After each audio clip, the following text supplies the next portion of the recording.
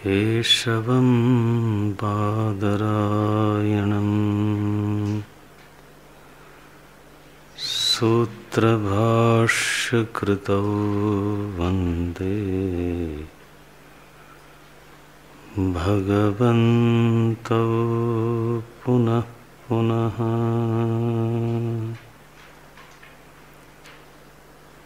शङ्करं शङ्कराचार्यं केशवं बादरायणं सूत्रभाष्यकृतौ वन्दे भगवन्तौ पुनः पुनः। श्रुतिस्मृतिपुराणानाम् आलयं करुणालयं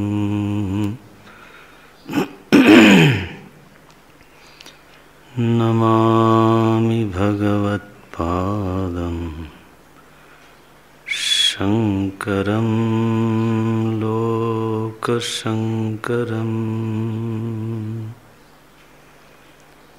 श्रुतिस्मृतिपुराणानाम् आलयं करुणालयं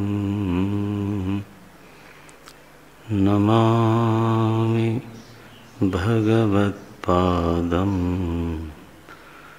शङ्करं लोकशङ्करम्।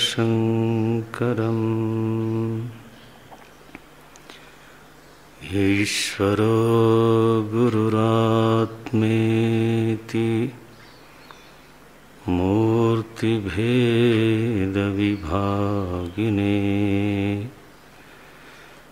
व्योमवद्व्याप्तदेहाय श्रीदक्षिणामूर्तये नमः।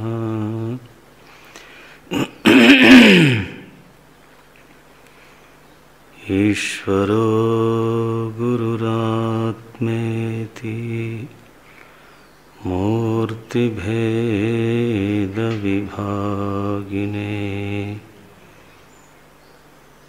व्योमवद्व्याप्तदेहाय श्रीदक्षिणामूर्तये नमः। श्रीदक्षिणामूर्तये नमः।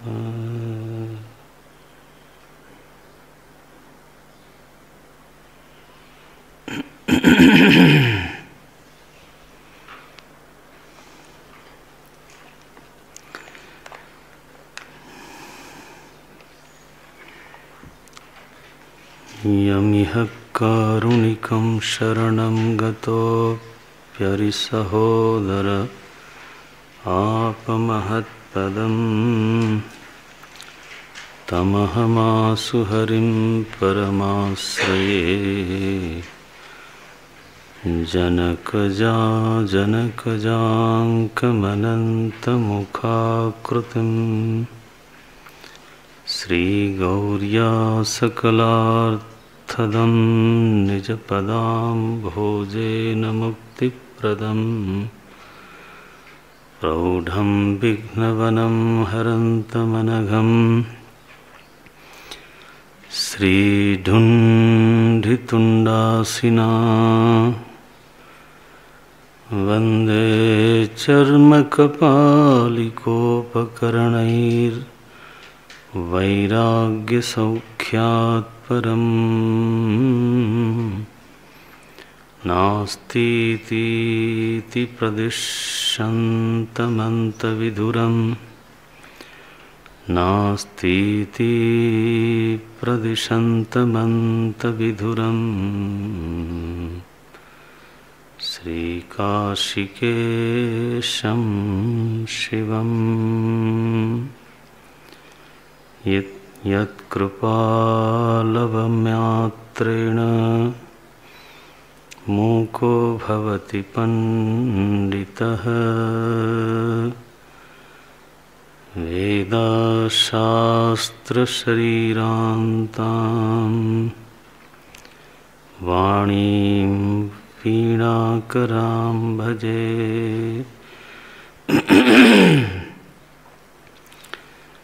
वेदशास्त्रशरीरान्तां वाणीं वीणाकरां भजे। यस्माज्जातं जगत्सर्वं यस्मिन्नेव विलीयते येन प्राणीति तद्ब्रह्म विज्ञानानन्दविग्रहम् नित्यं विज्ञानमानन्दम् महेशं यतिसेवितम्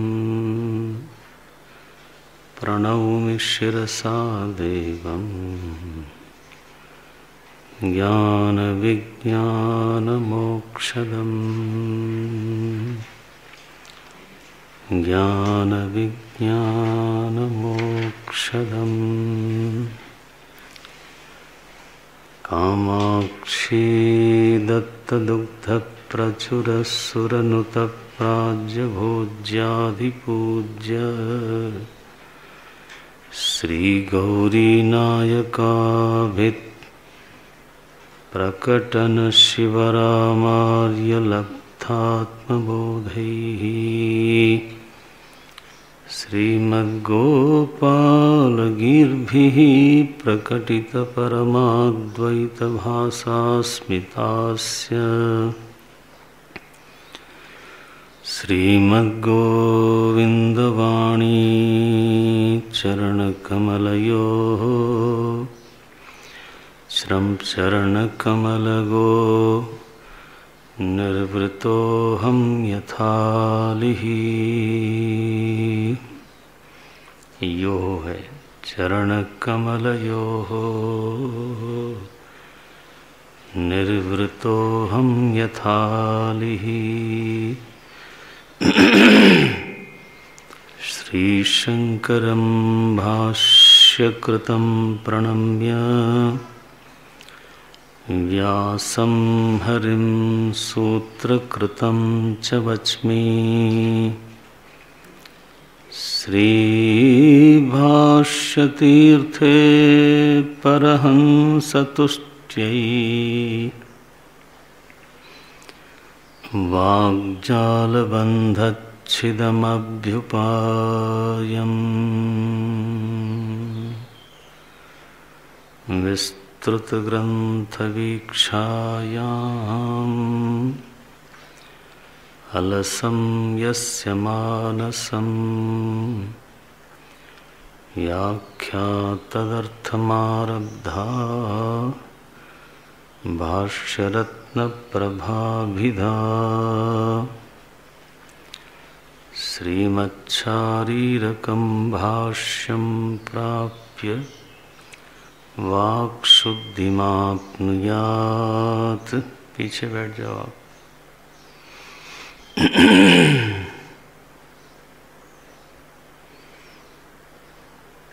इति श्रमो मे सफलो गंगामृत्योदकं यथा श्रीमच्छारीरकं भाष्यं प्राप्य वाक्शुद्धिमाप्नुयात्। इति श्रमो मे सफलो गंगामृत्योदकं यथा यदज्ञानसमुद्भूतमिन्द्रजालमिदं जगत् सत्यज्ञानसुखानन्तं तदहं ब्रह्म निर्भयम्। तदहं ब्रह्म निर्भयम्।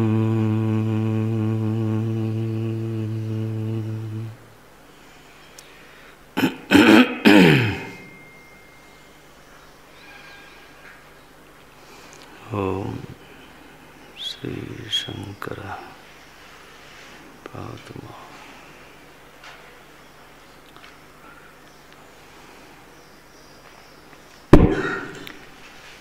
अभी तक हम लोगों ने वेदांत में मुख्य रूप से दो प्रस्थानों का अध्ययन किया। तो पहला प्रस्थान है श्रौत प्रस्थान, पीछे वाले पेज का। दूसरा प्रस्थान है तो स्मार्त प्रस्थान, स्मृति प्रस्थान। श्रुति माने उपनिषद, वो पहला प्रस्थान है। दूसरा है श्रीमद् भगवद गीता, जो स्मृति के रूप में जानी जाती है, तो वो दूसरा प्रस्थान है। और अब तीसरा प्रस्थान जो हमारे इस सत्र में अंतिम ग्रंथ के रूप में हम लोग पढ़ने जा रहे हैं, वो है सूत्र प्रस्थान। तो उसका नाम है ब्रह्म सूत्र।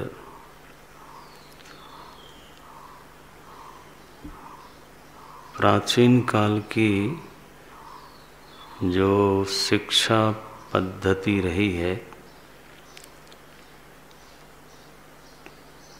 तो उसी के अनुसार हमारे महापुरुषों ने, हमारे पूर्व के महानुभावों ने, ज्ञानियों ने, विज्ञानियों ने, विद्वत वरिष्ठों ने ग्रंथों की रचना की। शिक्षा पद्धति ये थी प्राचीन काल में, गुरुकुल शिक्षा पद्धति से अध्ययन होता था। और वहाँ यज्ञोपवीत के बाद तो गुरुकुल में बालक का प्रवेश होता था। इसलिए उस संस्कार को ही बोलते थे यज्ञोपवीत उपनयन संस्कार, गुरुकुल में ले जाने का संस्कार। तो वो एक तरह से विद्यार्थी का गुरुकुल में प्रवेश का दिन होता था। तो वो बाल्यावस्था थी, और उसमें जो बाल मनोविज्ञान को जानते हैं, बल्कि मनुष्य मनोविज्ञान को जानते हैं, तो उनको ये मालूम था कि बच्चे में समझने की जो शक्ति है, वो उससे कहीं ज़्यादा मेधा शक्ति होती है, स्मरण की शक्ति होती है। ये एक प्राकृतिक व्यवस्था है। तो वो उसको समझाते पढ़ाते बहुत कम थे, तो उसको याद कराते थे, सारे ग्रंथ याद हो जाएं, ये पहली चेष्टा होती थी। और उसके लिए फिर जैसा हमारा लक्ष्य है, तो उसी के अनुसार तो हमको मटेरियल बनाना पड़ेगा, सिलेबस बनाने पड़ेंगे। तो जो ग्रंथों की रचना हुई प्राचीन काल में, वो उसी तरीके से हुई जिसमें स्मर्यता का जो तत्व है वो अधिक से अधिक हो। स्मर्यता माने याद हो जाने की जो एक एलिमेंट है, जो तत्व है, वो उसमें रहना चाहिए। जैसे जो गद्य है वो याद नहीं होता जल्दी, पद्य याद होता है। गेयता में स्मर्यता का तत्व सम्मिलित है। जिसको गाया जा सकता है उसको याद किया जा सकता है। और अगर गद्य होगा तो वो छोटे छोटे वाक्य होने चाहिए। तो हमारे प्राचीन जो ऋषि लोग हुए, उन्होंने जो ग्रंथों की रचना की वो प्रायः पद्य में की, काव्य में की। और उसका बहुत बड़ा कारण ये था कि इच्छा यही थी कि ये सब का सब याद हो जाए। दर्शन का भी जो ग्रंथ है, अब देखो कारिका जैसा गूढ़ दर्शन गद्य में नहीं लिखा गया, गीता जी जैसा गूढ़ दर्शन गद्य में नहीं लिखा गया। सारे भाष्य के पहले जो प्रकरण ग्रंथ भाष्यकार ने लिखा वो सब का सब काव्य में लिखा। तो प्राचीन काल में यहाँ तक कि जो सबसे प्राचीन शब्दकोश है, जिसको डिक्शनरी बोलते हैं लोग, वो पद्य में है। अमरकोश जो सबसे प्राचीन डिक्शनरी है वो काव्य में है, श्लोकों में है। यानी ये अनसुनी बात है कि जो डिक्शनरी है वो पोएट्री में हो। लेकिन चूंकि उद्देश्य ऐसा है ना कि सारे ग्रंथ विद्यार्थी की मेधा में सुरक्षित हो जाएं, ये पहला उद्देश्य है। तो चूंकि उद्देश्य ऐसा है, इसलिए फिर उसी हिसाब से मटेरियल आपको देना पड़ेगा। तो ऐसे ऐसे विद्वान हुए और हैं जिनको पूरी भगवद गीता, वाल्मीकि रामायण, भागवत, बड़े बड़े ग्रंथ सब के सब याद है, सारे उपनिषद सब मेधा में।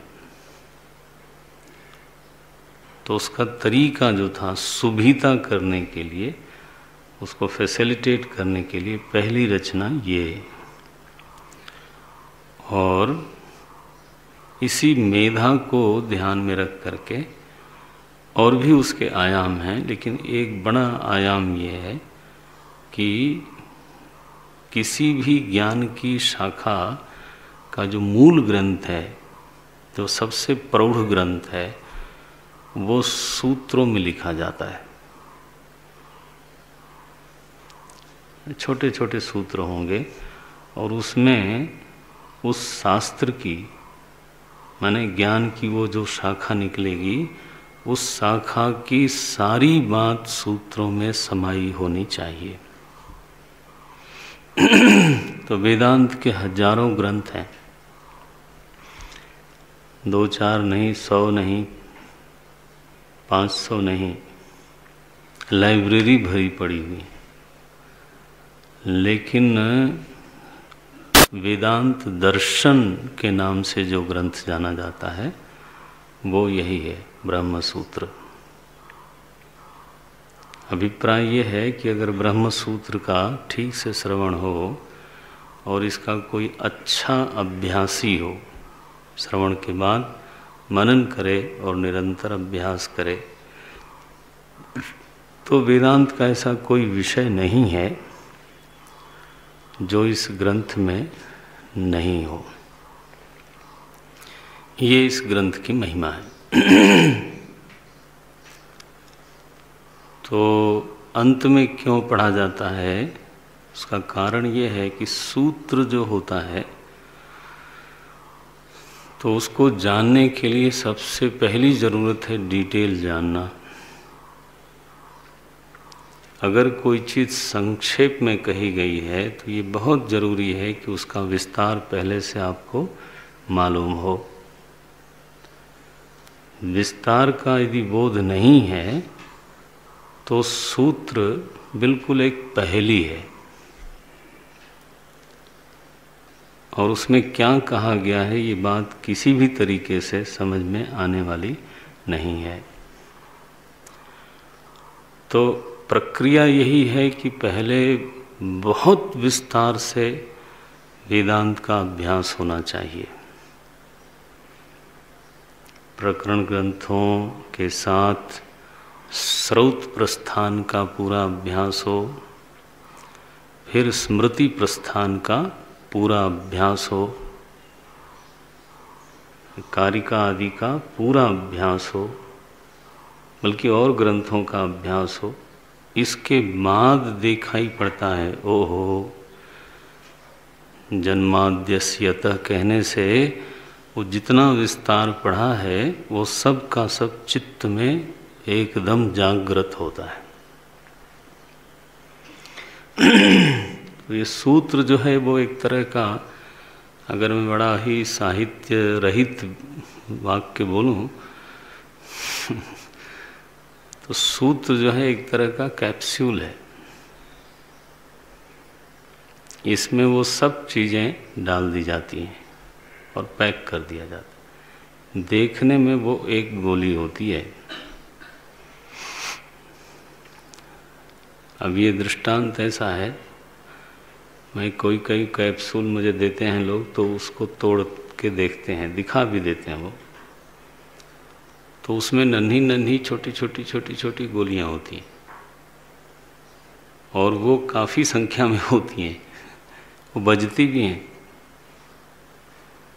और उनके रंग अलग अलग होते हैं। छोटी उनके रंग अलग होते हैं। मैंने एक दिन अपने डॉक्टर साहब से पूछा कि ये क्या मसला है। वो कहने लगे ये अलग अलग समय पे डिज़ोल्व होती है। तो शोध देखो, उनका उपकार देखो वैज्ञानिकों का, कि अब एक गोली आपने खाई लेकिन वो 24 घंटे अगर असर रखती है तो वो एक ही नहीं रखती है, हैं? एक गोली ने 1 घंटे रखा, दूसरे ने दूसरे घंटे रखा, तीसरे ने, तो उसकी कोटिंग ऐसी है कि वो एक साथ पिघलती नहीं, डिज़ोल्व नहीं होती। वो धीरे धीरे तो देखने को एक गोली है लेकिन उसमें कितना भरा पड़ा है। ऐसी कुछ उपमा मन में आती है, सूत्र की उपमा ऐसी समझ में आती है, लेकिन गोली उसमें हो रही है। केवल एक कैप्सूल निकालो, पता चला अंदर कुछ नहीं। तो वो तो फिर किसी काम का नहीं, देखने में भले कैप्सूल जैसा लगे, तो उसमें जो भरा हुआ तत्व है वो मालूम होना चाहिए। तो इसलिए बिल्कुल हमारी शिक्षा प्रक्रिया के अनुकूल है कि जो विस्तार पहले पढ़ो आप और फिर अंत में उसका पर्यवसान सूत्र में होना चाहिए और सूत्र याद होना चाहिए। तो सूत्र याद हो तो सारा विस्तार मानो आपके मेधा में सुरक्षित है। वो सूत्र एक तरह से स्मारक बन जाता है। तो वो क्रम से अब हम लोगों को प्राप्त हुआ। सूत्र का लक्षण क्या किया है ऋषियों ने, पहले भी कभी बोला होगा। अल्पाक्षरम, इसको याद रखना आप। हाँ, अल्पाक्षरम असंदिग्धम, मैं धीरे धीरे बोलता हूँ सो लिख लें। अल्पाक्षरम असंदिग्धम सारवत विश्वतो मुखम। अल्पाक्षरम असंदिग्धम सारवत विश्वतो मुखम, 4 लक्षण हो गए। अस्तोभम, ये 5वां लक्षण है। अस्तोभम अनवद्यम च सूत्रम सूत्रविदो विदुः, ये 6 लक्षणों से जो युक्त वाक्य होता है उसको बोलते हैं सूत्र। मैंने आपने अब तक तो जान लिया होगा कि हमारी ऋषि परंपरा में, विद्वत परंपरा में कोई शब्द बिना परिभाषा के होता नहीं। जो शब्द बोलते हैं उसका एक विशेष अर्थ होता है और उस अर्थ को वो खुद ही बताते हैं, हमारी मर्जी पर छोड़ते नहीं कि हमारा तो मतलब हम तो ये सोचते हैं या आप सोचते हो, वो नहीं चलेगा। हर चीज़ यहाँ पक्के तौर पे डिफाइंड है। फिर बोलता हूँ अल्पाक्षरम असंदिग्धम सारवत विश्वतो मुखम अस्तोभम अनवद्यम च सूत्रम सूत्रविदो विदुः। क्या बोल रहे हैं? सूत्रविदः सूत्रम विदुः।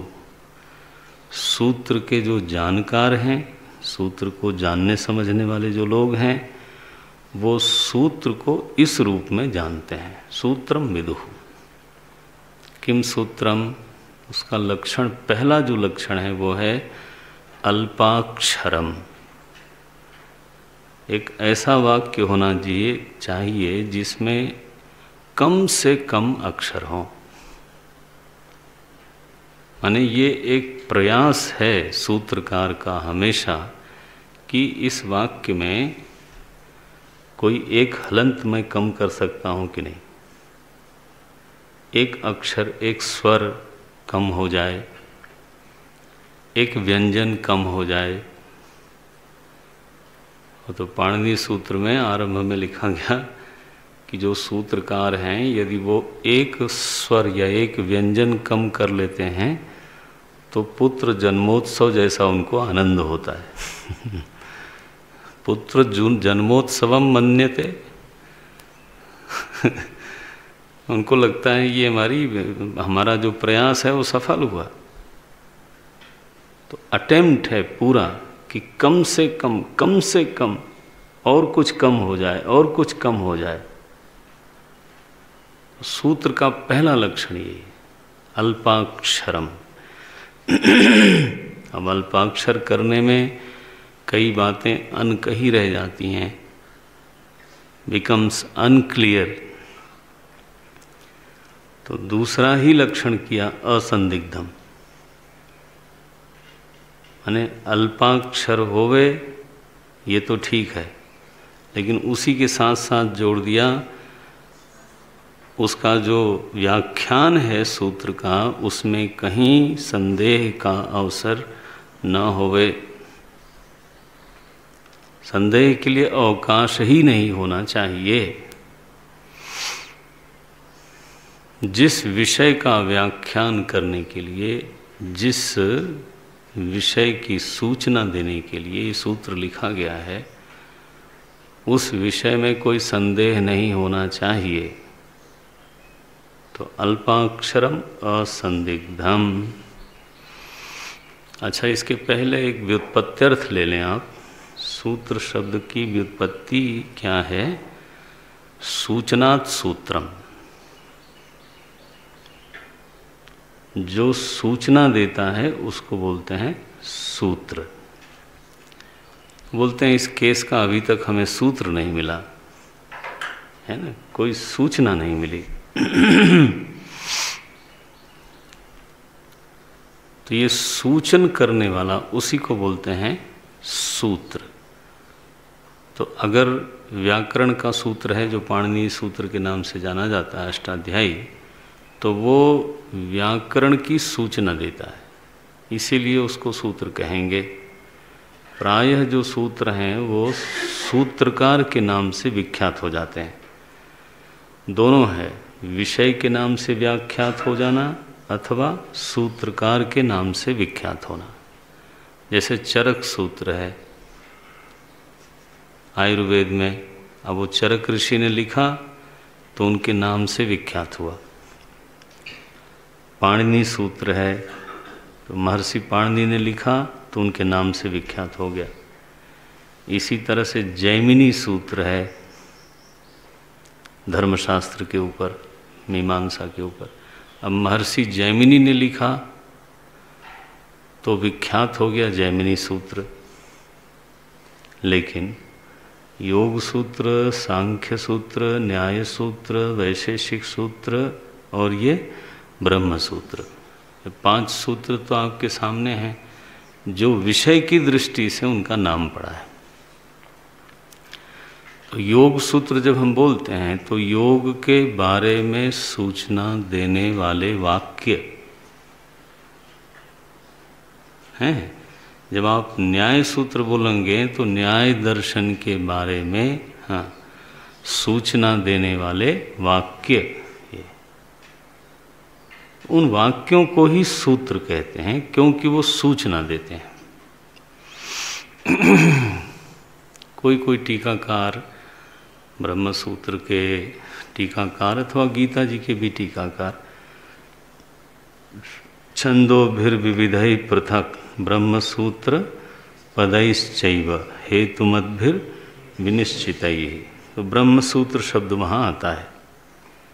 भाष्यकार ने ये बात लिखी नहीं कि ये ब्रह्म सूत्र में ये गाया गया है। भाष्यकार ने वहाँ लिखा सूचनात् सूत्र, ब्रह्म की सूचना देने वाले वाक्यों में ये विषय आया है। लेकिन कोई कोई टीकाकार लोग को ये ज़्यादा पसंद है, बल्कि मैं तो कहता हूँ थोड़ा वो जल्दीबाजी में है। तो ब्रह्म सूत्र को भगवान कृष्ण क्यों उद्धृत करेंगे, हैं जी? भगवान कृष्ण तो स्वयं ही परमात्मा है, उनको किसी उदाहरण की क्या जरूरत नहीं है। इति श्रुते है अथवा इति स्मृते है कहने की उनको जरूरत नहीं है, हम लोगों को जरूरत है। तो जब वो बोलते हैं ब्रह्म सूत्र पदैश्चैव, उसका अभिप्राय क्या है? ब्रह्म की सूचना देने वाले वाक्य, ब्रह्म की सूचना देने वाले शब्दों में ये बात गाई गई है। ऋषिभिर बहुधा गीतम छंदोभिर्विविधैः पृथक् ब्रह्म सूत्र पदैश्चैव हेतुमद्भिः विनिश्चितैः।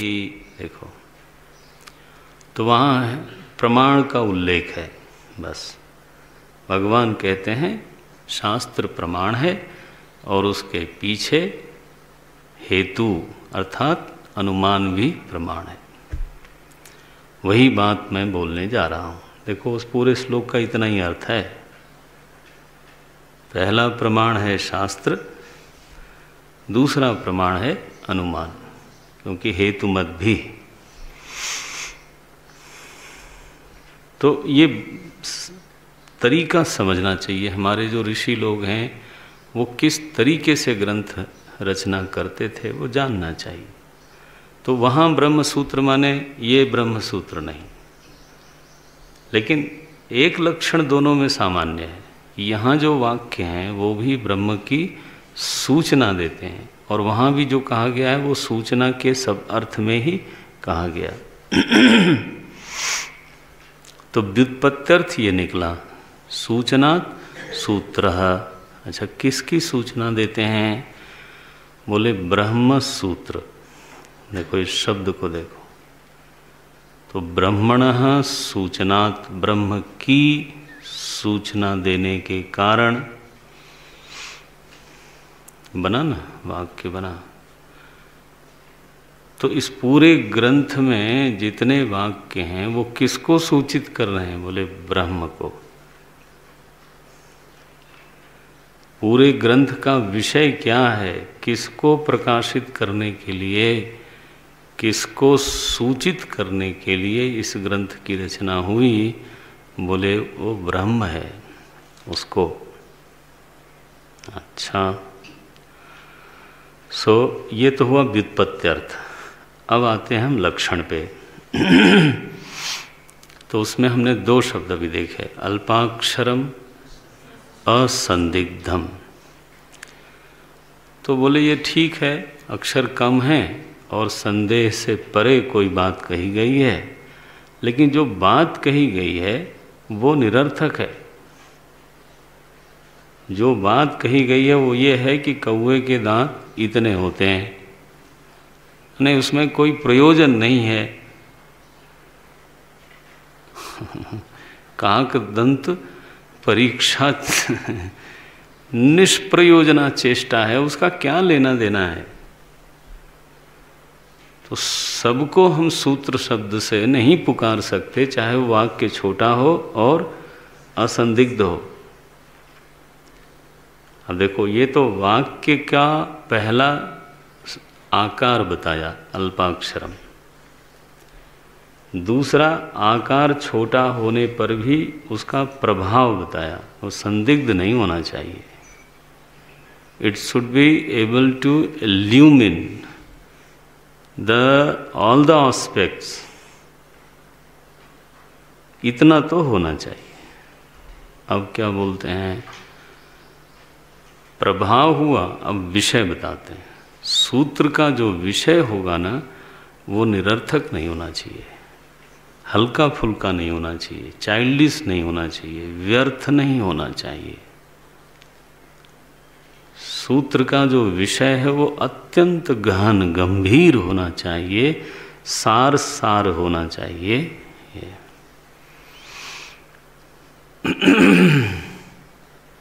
ये सार शब्द का जैसे कैसे इसको अर्थ लें, कंसंट्रेटेड जिसको बोलते हैं। आप एक छोटी सी बोतल में तो 20-25 ग्लास जूस बनाते हो। ऐसे साधारण देखा जाए तो 1 गिलास में 1 गिलास, लेकिन उसको उन्होंने तो सार निकाला उसका। तो सारवत, ये भगवत की तरह ही है, वतु प्रत्यय लगा। सारवत, सार वाला होना चाहिए। वो विषय ऐसा हो जो कि एक तरह से तो एसेंस हो, धर्म का एसेंस हो, न्याय का एसेंस हो, मीमांसा का एसेंस हो। ये तो ब्रह्म सूत्र में जो सूत्र हैं उसमें जब सारवत शब्द घटाएंगे तो क्या निकलेगा, जगत का सार उस सूत्र में समाया हुआ हो, है ना। संसार सारम भुजगेंद्र हारम, ये देखो, ये है सार शब्द का अर्थ। ये दुनिया को अगर ना जरा इसको निचोड़ा जाए, इसमें से सार निकाला जाए, तो जो सार निकलेगा बस वो सूत्र में होना चाहिए, हैं। वो पोला खोला भूसी, वो सब की जरूरत नहीं है। सूत्र तो तभी कहा जाएगा, अल्पाक्षरम असंदिग्धम सारवत। अब बोलते हैं विश्वतोमुखम। विश्वतोमुखम का अर्थ क्या होता है? विश्व शब्द का एक अर्थ होता है सर्व। विश्वानि देव वयुनानि, विश्वानि शब्द का अर्थ क्या वहाँ? सर्वाणी। तो विश्वतोमुखम का अर्थ क्या बना फिर? सर्वतोमुखम।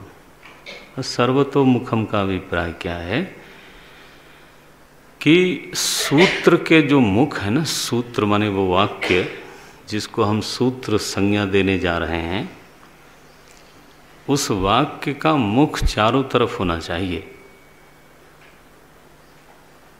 क्या मतलब हुआ? अगर मेरे शरीर पर चारों तरफ मुख होंगे तो इसका एक ही मतलब है कि मेरी नज़र से किसी भी दिशा में रखी हुई चीज बच नहीं सकती। तो I will be able to see, है ना, all the aspect of a thing. ये तो सूत्र जिस विषय को लेकर के लिखा गया है उसका ऐसा कोई आयाम सूत्र से छूटना नहीं चाहिए। सूत्र के मुख चारों तरफ होने चाहिए। किस लिए? कि अपने चुने हुए विषय को प्रकाशित करने के लिए। जैसे ब्रह्म सूत्र है तो ब्रह्म के समस्त आयामों को प्रकाशित करने की सामर्थ्य सूत्र में होनी चाहिए। ये है। जब आप कहते हो ये चिकित्सा पर सूत्र है, चरक सूत्र, तो फिर nothing should remain hidden. There cannot be any aspect of medical area which is hidden, remain hidden from that सूत्र। ऐसा तो सूत्र फिर वो पक्का नहीं माना जाएगा। देखो तो ये कितनी बड़ी बड़ी शर्तें लगा दी इन्होंने।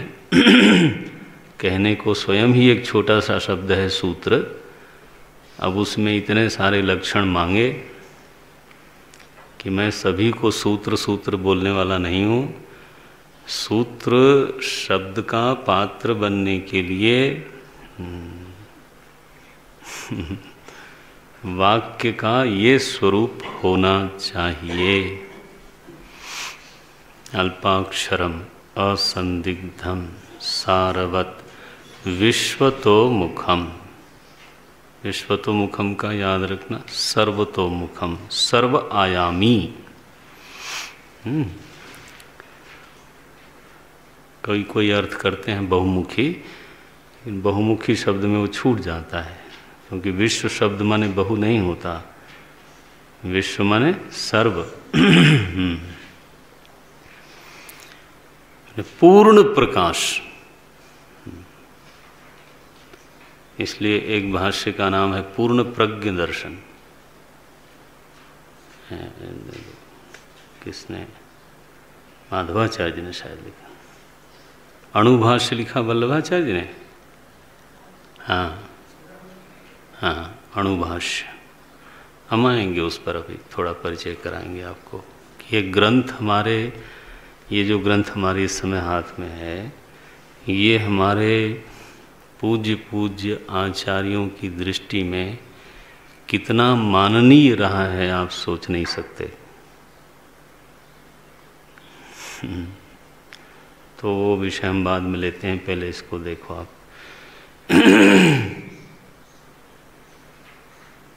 विश्वतोमुखम अस्तोभम। अस्तोभम शब्द का अर्थ होता है अबाधित।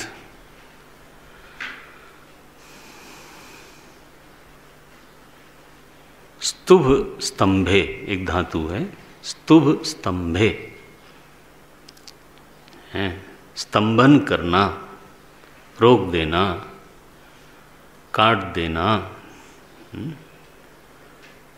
तो स्तोभम शब्द का अर्थ होता है जो बाधित हो जाए, जिसको रोक लिया जाए, हैं, जिसको काट दिया जाए, जिसको आगे न बढ़ने दिया जाए, स्तंभन करने का जिसमें संभावना है, उसको बोलेंगे स्तोभम। तो सूत्र का इस तरह से प्रतिपादन होना चाहिए कि उसको कोई रोक न सके, माने उसका बाध न कर सके, उसको चुप न करा सके, हैं, उसको काट न सके। जैसे मान लो कोई दो आदमी आपस में बात कर रहे हों, तो हमने कोई ऐसा प्रश्न कर दिया तो सामने वाला चुप रह गया, तब क्या बोलेंगे? इसको स्तंभन कर दिया हमने, तो रोक दिया उनको। मैंने कहा उन्होंने ऐसी बात कह दी कि वो आदमी फिर कुछ बोल नहीं पाया। ये तो जब इस वाणी जब लचर होती है ना, वाणी में जब वो प्रबलता नहीं होती, विचार की दुर्दमनीयता नहीं होती, तो उसको कोई न कोई रोक देता है। सामने वाला विद्वान उसको एक दो बात कहेगा, इसके बाद उनकी बोलती बंद हो जाती है, या फिर उनकी कही हुई बात को काट देता है वो। तो जितना उन्होंने कहा वो सब व्यर्थ हो गया। तो सूत्र का जो 5वां लक्षण है वो है अस्तोभम। स्तोभम नहीं बल्कि अस्तोभम, माने विषय अबाध्य होना चाहिए, प्रतिपादन अबाध्य होना चाहिए।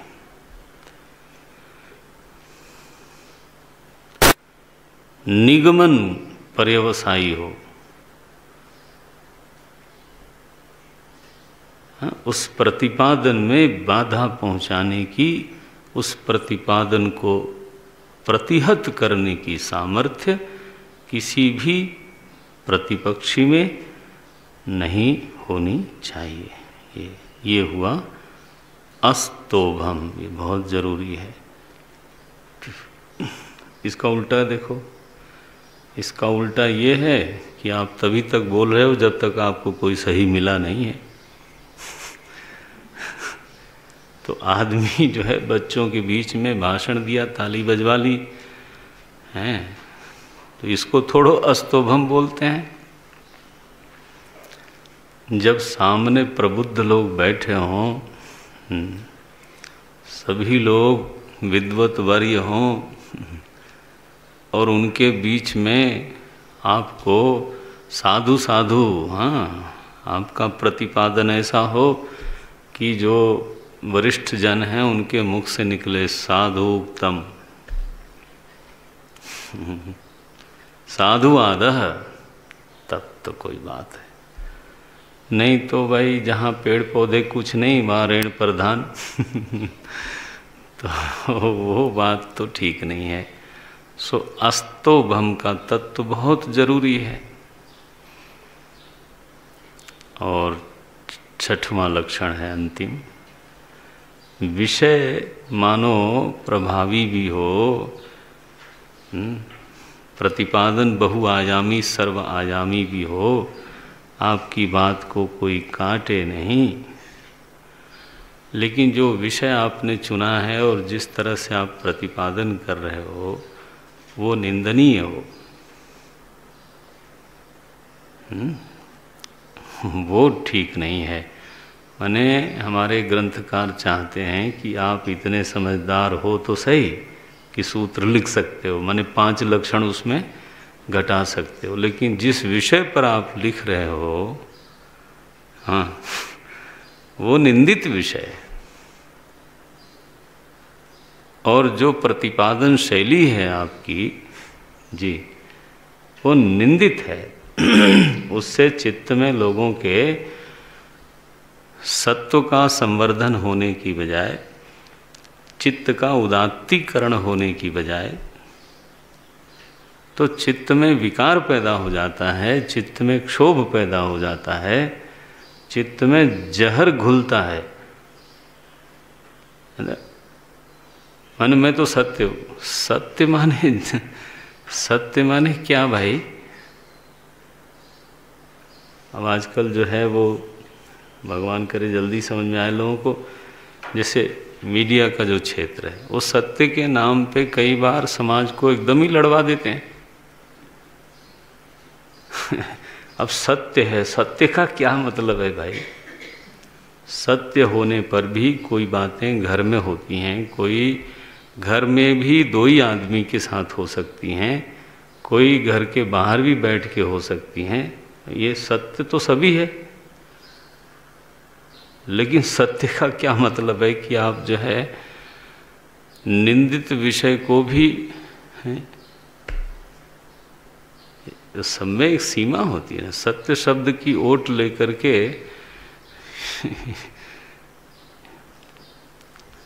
ये तो गलत बात है। वो समझते हैं कि हमने बहुत बड़ा तर्क दे दिया, हमने कह दिया सत्य है। अरे सत्य है माने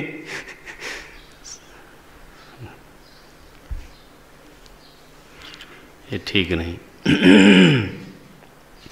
तो अंतिम जो लक्षण किया गया कि विचार का विषय निंदित नहीं होना चाहिए, भले ही वो असंदिग्ध हो, लो अल्पाक्षर हो, हैं, सर्व आयामी होवे,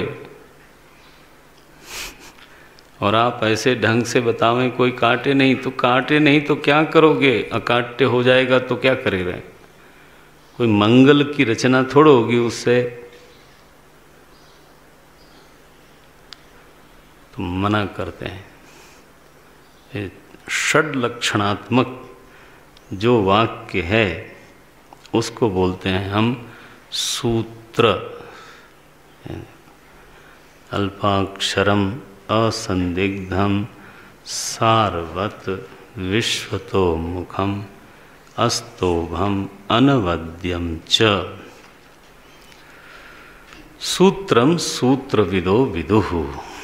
तो दो अर्थ साथ में रखना। एक तो परिभाषित है, तो ये पारिभाषिकम इयम, और दूसरा है व्युत्पत्त्यर्थम। तो व्युत्पत्त्यर्थ जो है वो है सूचनात् सूत्रम, बस जो सूचित करे वही सूत्र है। अच्छा, तो अब ये हमारे ऋषियों की रचना प्रणाली थी और इतनी सशक्त थी कि आपको क्या बताऊं मैं। आप जितना अध्ययन करोगे परमात्मा आप में रुचि पैदा करे, क्योंकि उसमें श्रम होता है, वो तप है। बिना तप के कोई अध्ययन नहीं कर सकता। और लिखा भी कारिका ने, मैंने एक मंगलाचरण पढ़ा, ये 6ठे नंबर के जो मंगलाचरण है, वो कहते हैं मैं रत्न प्रभा इसलिए लिख रहा हूँ, स्वामी गोविंदानंद जी महाराज उन्होंने लिखा ये रत्न प्रभा।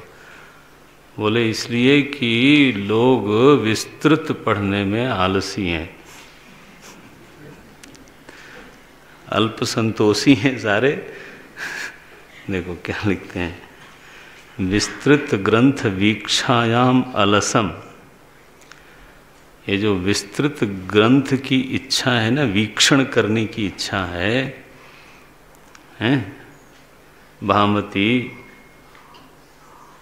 न्याय निर्णय आनंद गिरि जी महाराज का, वेदांत कल्पतरु, वेदांत परिमल, पंचपादिका विवरण, 50 टीकाएँ हैं। ब्रह्म सूत्र के शांकर संप्रदाय में 50 टीकाएँ हैं। शांकर भाष्य के ऊपर बोल रहा हूँ मैं, इतना है विस्तृत। भामती कहते हैं 10-12 साल में लिखी गई थी कि 9 साल में लिखी गई थी। अब आप सोचो वो विद्वान लोगों का क्या हाल है। मैं देख रहा था कल इतने ग्रंथ रखे टेबल पे, फिर बैठे रहे 2-2.5 घंटे। तो यही मैं कह रहा था रात को कि अब हमें पढ़ने में इतना लगता है, तो जिन लोगों ने लिखा है वो कितना मेहनत करते होंगे और कितनी विद्वत्ता होगी। राम राम। और उनके आगे जो है हम लोग पिद्दी सिद्धि लोग। विद्वन नामधेयम, बोले बड़े विद्वान हैं, काहे का बड़े छोटे भी नहीं है।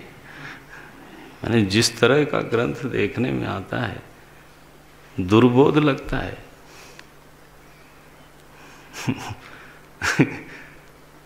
तो आप सोचिए बुकलेट पढ़ करके वेदांत का फिर क्या हाल होता होगा। ये परिश्रमी बनो आप, तो बनो भाई तपस्वी, ये तो यही करना ही चाहिए। इस समय जो अकाल है ना, अकाल, वो यही परिश्रमी लोगों की है। वो एनीवे तो बोलते हैं विस्तृत ग्रंथ वीक्षायाम अलसम नारायण यस्य मानसम, जिसका मन बड़ा ही अलसाया रहता है। जैसे ही ग्रंथ दर्शन किया बोले हैं इतनी मोटी किताब है, रखा। रखो इसको, कहाँ, अलमारी में रखो। अब फिर अगले साल जो है परीक्षा करेंगे, देख लेंगे एक बार। हमारे विद्यान स्वामी जी महाराज नहीं रहे अब। उन्होंने एक ब्रह्मसूत्र पर किताब लिखी, छोटी सी, परीक्षाब्दि संतरणी, बोले परीक्षा सागर से पार करने वाली नाव। वो संपूर्णानंद यूनिवर्सिटी में डिग्री मिलती होगी तो ब्रह्म सूत्र की कुछ परीक्षा देनी पड़ती होगी, तो उन्होंने एक पतली सी किताब ही लिख डाली, बिकती होगी कस के, क्योंकि उसमें प्रश्न बनाए हैं जो एग्जाम में आते होंगे और उसका उत्तर दे डाला बस। बोले भैया तू इस नाव पर चढ़, जा उस पार। अब उस पार जंगल में भटको चाहे जहाँ भटको, लेकिन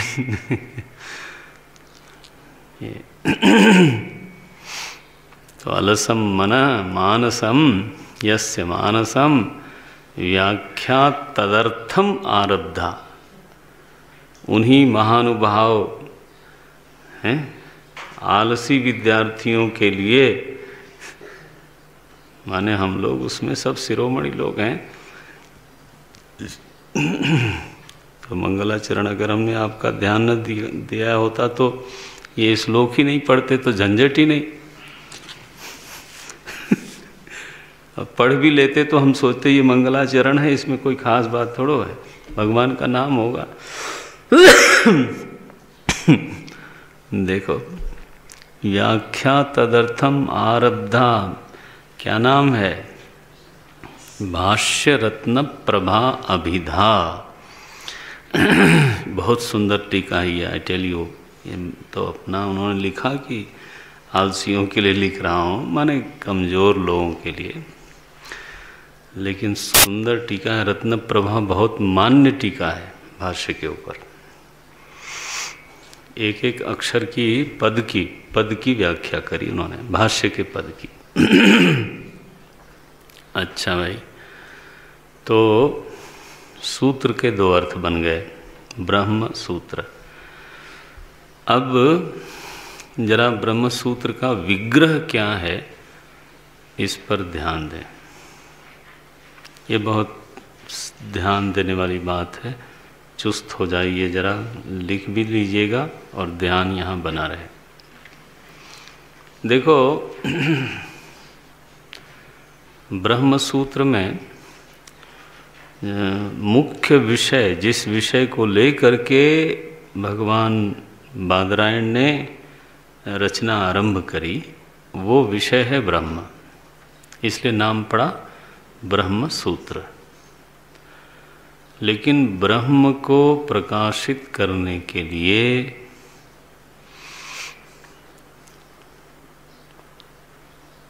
कुल 191 विषय चुना व्यास जी ने। कितने? 191, 191 इतने इशूज। आप सोचिए बटे कितनी सशक्त शैली है। विषय चुना उन्होंने कि पूरे वेदांत में, पूरे वेद में श्रौत, स्मृति, प्रकरण, ये सारे जितना भी वेदांत का विपुल भंडार है, उस भंडार में से हमको 191 विषय पर चर्चा करनी चाहिए।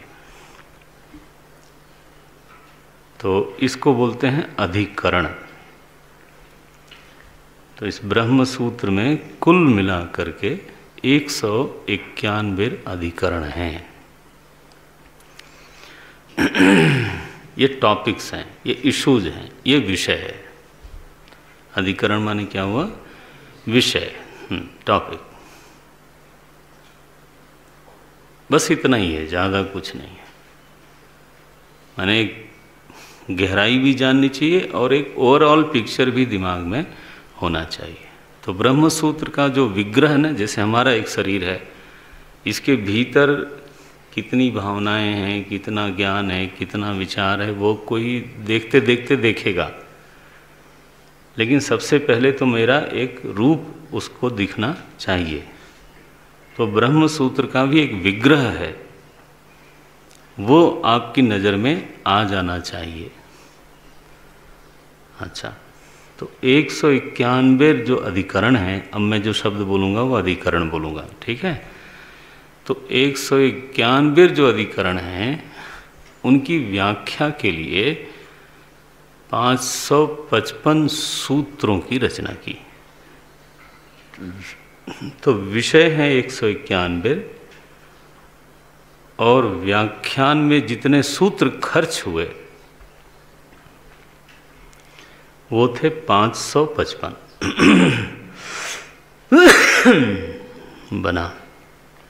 बन गया, विग्रह दिख गया। अब एक अधिकरण में 5 चीज़ें होती हैं। हम धीरे धीरे चलते हैं, लेकिन ध्यान रखना ये सब चीज़ सेट हो जानी चाहिए। खोजते खोजते मिलती हैं तो कायदे से फिर हैं एक ही जगह मिल जाए वो ज़रूरी नहीं है, वो सावधानी रखना है इसके लिए। तो एक अधिकरण में 5 बिंदु हैं। सबसे पहला विषय, फिर संशय। विषय पर विचार ही तब होगा जब उस पर संशय हो। अगर संशय न हो तो विचार की जरूरत क्या है। तो सबसे पहले विषय, फिर उस पर संशय। अब जैसे दृष्टांत के लिए मान लो आत्मा विषय है, अब इस पर विचार की जरूरत तब पड़ेगी जब उसमें संशय हो। संशय न हो तो फिर क्यों विचार करना। तो बोले, एक ने कहा चैतन्य विशिष्ट कायः आत्मा, दूसरे ने कहा नहीं नहीं नहीं, इंद्रिय समुदाय विशिष्ट जो अहम है उसी का नाम है आत्मा। किसी ने कहा नहीं मन, किसी ने तो जब विप्रतिपत्ति होती है तभी विचार की आवश्यकता होती है। विप्रतिपत्ति माने, प्रतिपत्ति माने ज्ञान समझ, विप्रतिपत्ति माने विविधा प्रतिपत्ति। और गीता में आपने पढ़ा श्रुति विप्रतिपन्नाते, ये यदा स्थास्यति निश्चला, ये तो विषय पहले, फिर उस पर संशय। अब संशय जब आ गया तो एक पक्ष बनेगा वादी, दूसरा बनेगा प्रतिवादी। तो पूर्व पक्ष और सिद्धांत पक्ष, ये 4 बिंदु हो गए। विषय, संशय, पूर्व पक्ष, सिद्धांत पक्ष। 5वां जो विषय है, 5वां जो बिंदु है वो है संगति। संगति, ये संगति क्या है। संगति लगभग 3 तरह की संगति है। अब आप कहेंगे आप नंबर बढ़ाते जा रहे हैं। अब वो तो बढ़ेगा, सूत्र है ना ये, तो उसमें से वो निकलता जाता है व्हाट टू डू। और अब आप तो तैयार हो, आपको तो पढ़ने में पढ़ाने में आसानी होनी चाहिए। तो संगति क्या है। अध्याय से अध्याय की संगति, इसको बोलते हैं अध्याय संगति। अधिकरण से अधिकरण की संगति, इसको बोलते हैं अधिकरण संगति। और सूत्र की सूत्र से संगति, तो सूत्र संगति। माने संगति एक टॉपिक है, एक बिंदु है। तो संगति अगर चाहें तो पहले लिख लें उसको या बाद में लिख लें, लेकिन रहना चाहिए, 5 में से एक रहना चाहिए। संगति, विषय, संशय, पूर्व पक्ष और सिद्धांत पक्ष, ये 5 अवयव वाला अधिकरण कहा जाता है।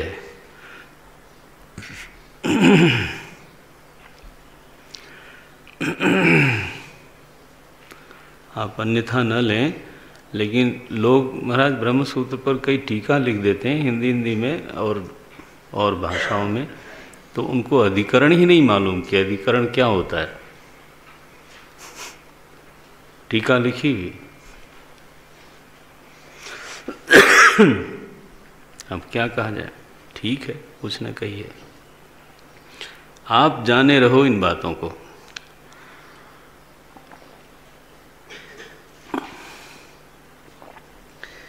इसलिए बोलते हैं आप लोग निकम्मा बना देते हो।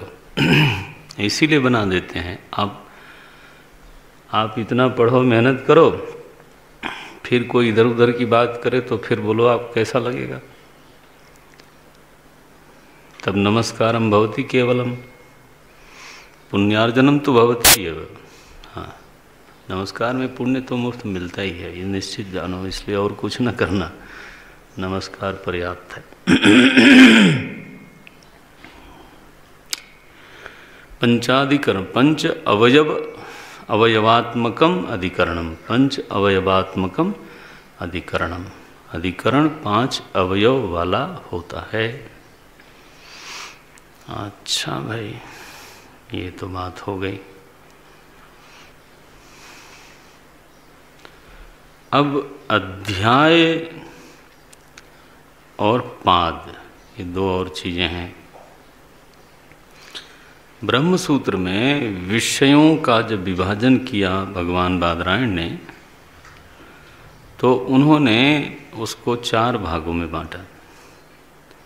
विषय कितने हैं?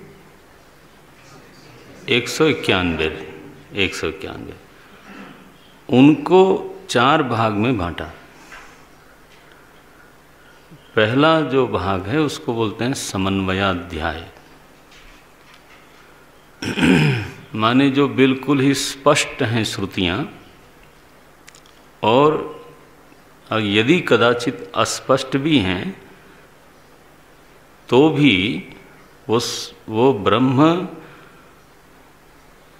अद्वैत ब्रह्म के विरुद्ध नहीं है। अस्पष्ट होंगी लेकिन विरुद्ध नहीं है। तो स्पष्ट और अस्पष्ट श्रुतियाँ जो जिनका पर्यवसान ब्रह्म तत्व में है, उन सभी श्रुतियों का ब्रह्म में समन्वय दिखाना, ठीक है, ये पहला अध्याय है। इसका नाम है समन्वयाध्याय।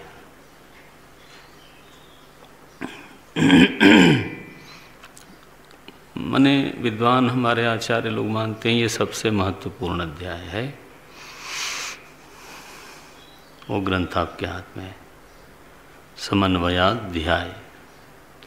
दूसरा है जो श्रुतियाँ प्रत्यक्षतः अपरेंटली अद्वैत ब्रह्म से विरुद्ध बात करती हुई दिखाई देती हैं।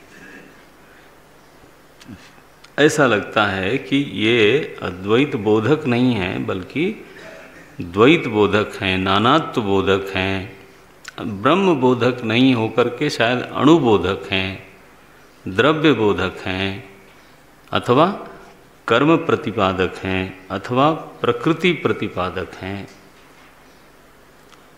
त्रिगुण प्रतिपादक हैं। ऐसी भी तो श्रुतियां हैं। तो ब्रह्म में जिनका पर्यवसान होता दिखाई नहीं देता, न स्पष्ट न अस्पष्ट, बल्कि वो ब्रह्म से हटकर किसी और के ही प्रतिपादन में संलग्न दिखाई देती हैं, ऐसी जो श्रुतियां हैं, इसको विरोधी श्रुतियां कहना चाहें तो कह लें, यानी जिनमें विरोधाभास है, विरोध तो नहीं है लेकिन विरोधाभास है, उनके विरोध का परिहार करने के लिए, यानी उन समस्त श्रुतियों का ध्यान रखना, उन समस्त श्रुतियों का जो ब्रह्म के विरुद्ध प्रतिपादन करती हुई जान पड़ती हैं, उन समस्त श्रुतियों के विरुद्ध श्रुतियों के विरोध का परिहार करने के लिए दूसरा अध्याय बनाया। उसका नाम ही रखा विरोध परिहार अध्याय। ये तो पहला है समन्वयाध्याय, दूसरा है विरोध परिहाराध्याय। देखो ये अभी हम ब्रह्म सूत्र के शरीर की आपको परिचय करा रहे हैं। विग्रह क्या है उसका वो देख लो आप।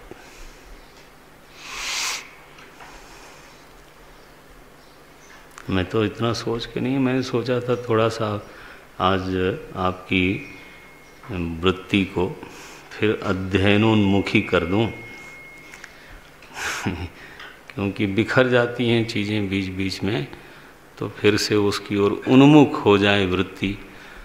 लेकिन अब हमें आनंद आ रहा है तो, और आपके चेहरे भी इतने बुरे नहीं हैं तो ठीक ठीक है फिर कभी कभी तो लगता है सब भूखड़ बैठे हैं, 10-15 दिन से भूखे थे रहे होंगे तो अब ठीक चल रहा है। भूखड़ इस सेंस में, ये नहीं कि कोई डाइनिंग हॉल का भूखड़, वो तो निश्चित ही है, उसमें क्या है, वो तो कोई क्यों भाई, वो तो निश्चित ही है।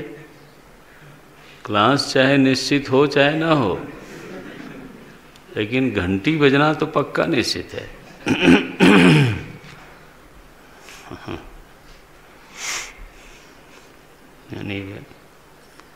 सो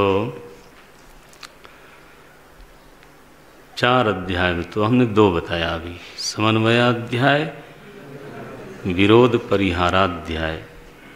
तीसरा अध्याय है साधनाध्याय। देखो ये जबरदस्त एक अध्याय है ब्रह्म सूत्र का, जिसमें सगुण ब्रह्म की श्रुति में कितने तरह से साधना की जाती है। सोपाधिक ब्रह्म श्रुति में, ये नहीं और कहीं से नहीं, क्योंकि ब्रह्म सूत्र तो श्रुतियों की ही एक माला गूंथता है।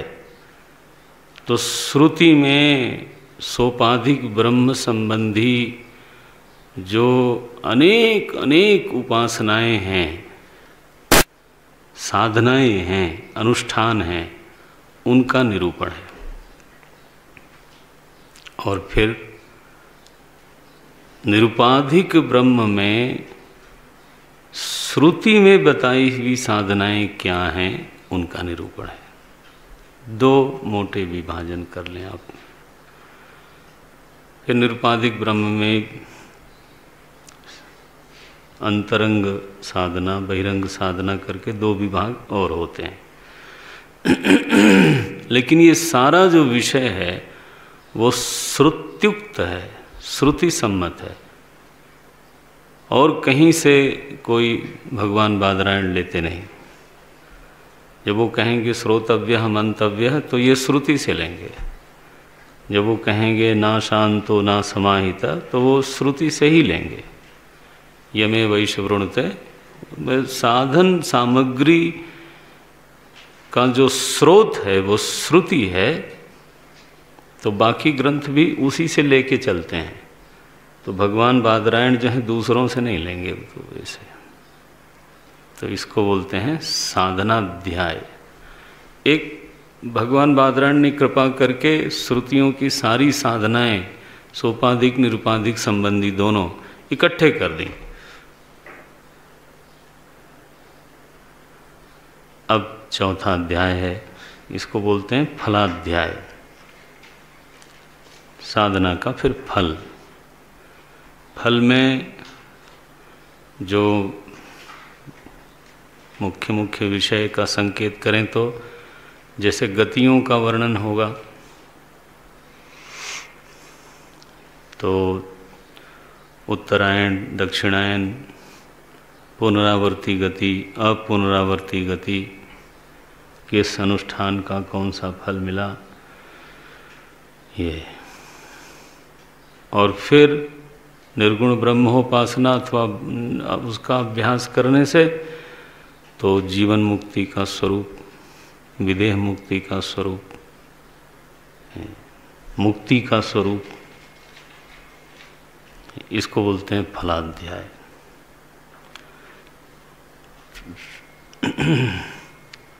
ये 4 अध्यायों में 191 विषयों का विभाग किया।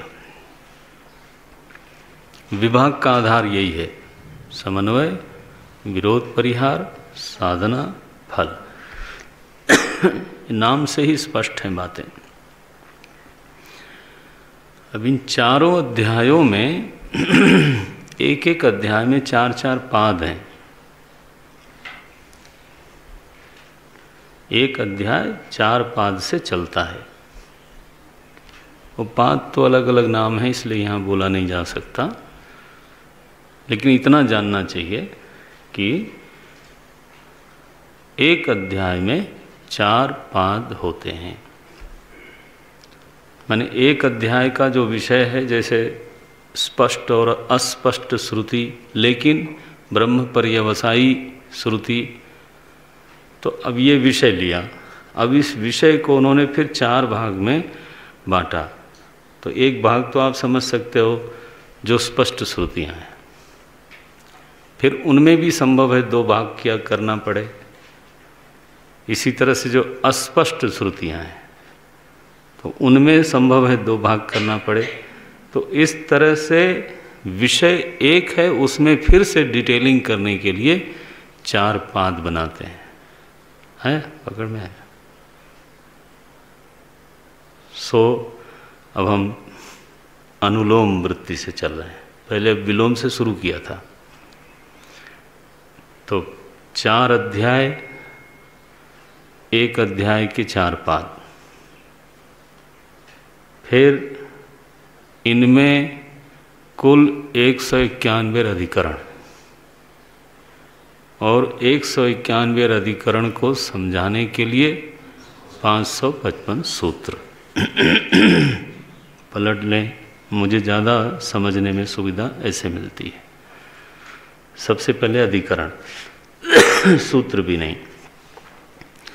भगवान बादरायण ने कुल विचार के लिए जो विषय चुने उनकी संख्या है 191। इन विषयों को उन्होंने 555 सूत्रों में समझाया। 191 विषय को फिर उन्होंने 4 अध्यायों में रखा। समन्वयाध्याय, विरोध परिहाराध्याय, साधनाध्याय, फलाध्याय, और फिर एक एक अध्याय में 4-4 पाद बनाए। इसमें एक विषय फिर से याद कर लें कि जब हम कहते हैं 191 अधिकरण, तो अधिकरण 5 अवयव वाला होता है, और इससे बेहतर वैज्ञानिक कोई शैली नहीं हो सकती कि आप पहले विषय बताओ,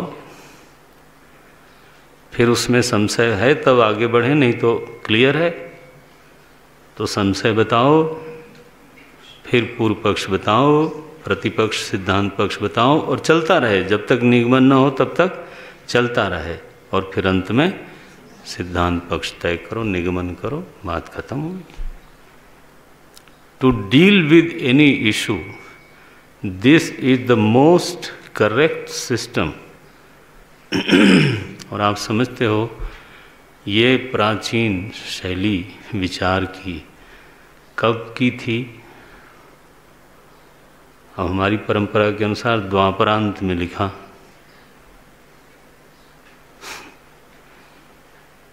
माने प्राग ऐतिहासिक काल जिसको लोग बोलते हैं उस समय लेखन की इतनी सशक्त शैली इस देश के ऋषियों में थी, और विषय का इस तरह से विभाजन करना, उसको सजाना, आज दर्शन नहीं होता, सो कॉल एडवांसमेंट।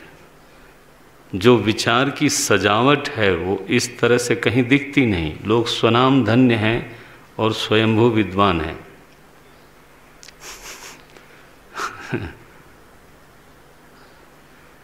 विश्व में जब शायद क ख ग घ लिखने नहीं आता होगा उस समय बताइए ग्रंथ लेखन की ऐसी एक प्रशस्त प्रक्रिया हमारे पास थी, रही है। और फिर आगे कैसे सूत्र, शैली देखो, सूत्र, फिर सूत्र पर भाष्य, फिर भाष्य पर टीका, वार्तिक, टिप्पणी, उसकी टिप्पणी, उसकी टीका, हो। ऐसे ऐसे परंपरा हैं जिसमें भाष्य के ऊपर टीका लिखी गई, फिर टीका के ऊपर 7-8 टीकाएं लिखी गई। बताओ,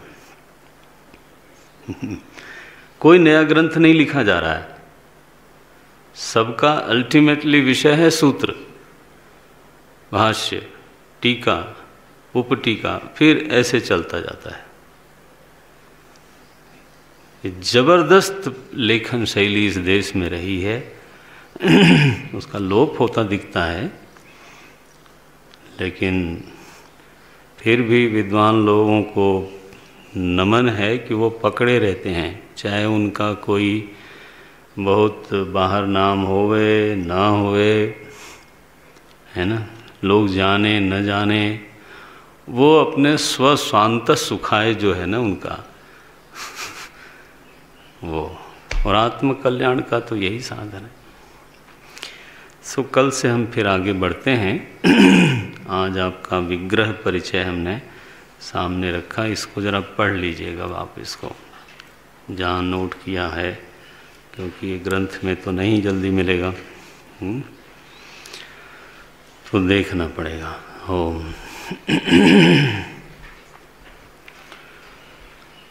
ओम पूर्णमदः पूर्णमिदं पूर्णात् पूर्णमुदच्यते पूर्णस्य पूर्णमादाय पूर्णमेवावशिष्यते। ओम शांति शांति शांति। हरि ओम श्री गुरुभ्यो नमः। हरि